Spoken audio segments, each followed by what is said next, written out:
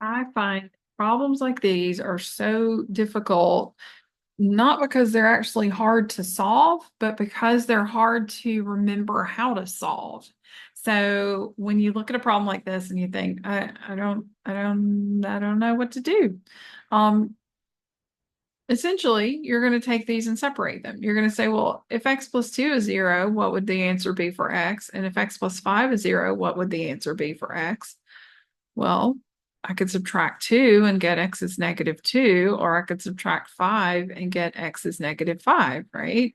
My two answers, my two solutions are not a coordinate pair, so don't put in parentheses, but they are negative 2 and negative 5. Now, why is that the way that we do this? So if you just needed to jog your memory, then you should be good to go. That's what you do here. But think about that, if you're like, no, I keep forgetting, I need to like have a better understanding of why this works or why this is what we do. Um, these are the two solutions to the problem. And in these are this is related to factoring quadratics, and solutions are also x-intercepts. They are also called roots. They're also called zeros. So they have lots of different names for the same idea. And so what's happening here is that we have a problem that if we graphed this, we would have two places at negative 2 and negative 5 where this graph would touch the x-axis. It would look something like this. Generally, should be a little more yellow, more rounded and more symmetric. But generally, if this is negative 2 and negative 5 is here, then this is where this equation, what it looks like on the graph. And so you're finding your two solutions. Those are the x-intercepts. They're considered the roots of the equation. They're also the zeros of the equation because they're where y is 0, right?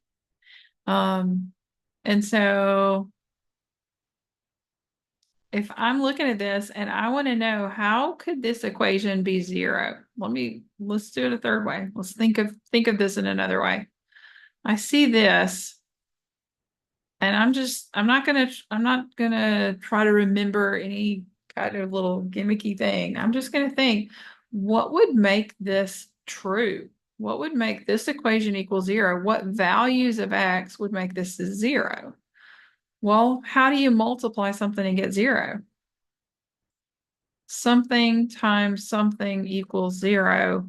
One of those has to be 0, right? This has to be 0, or this has to be 0, right?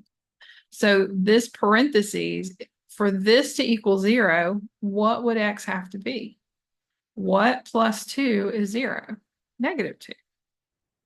For this one to be 0, what would x have to equal? Well, negative 5. Negative 5 plus 5 is 0. Those are our two zeros. Those are our two solutions. Those are our two x-intercepts. That's just another way to think about it.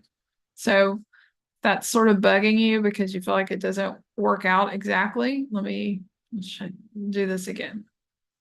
X plus 2 times x plus 5. Let's say that we're going to go. Oh, I hope that was not too loud in your ear. Sorry, that alarm. Let's say that we're going to go with the negative 2. Let's plug that in. Negative 2 plus 2 times negative 2 plus 5 equals 0, question mark. Is that true? Let's see. Negative 2 plus 2 is 0. Negative 2 plus 5 is 3. Is 0 times 3 equal to 0? Yeah, that works. So if this is saying one of the values is negative 2, the other value is negative 5, because it also works if we plug in negative 5. Negative 5 plus 2 times negative 5 plus 5, is that 0? Negative 5 plus 2 is negative 3. Negative 5 plus 5 is 0.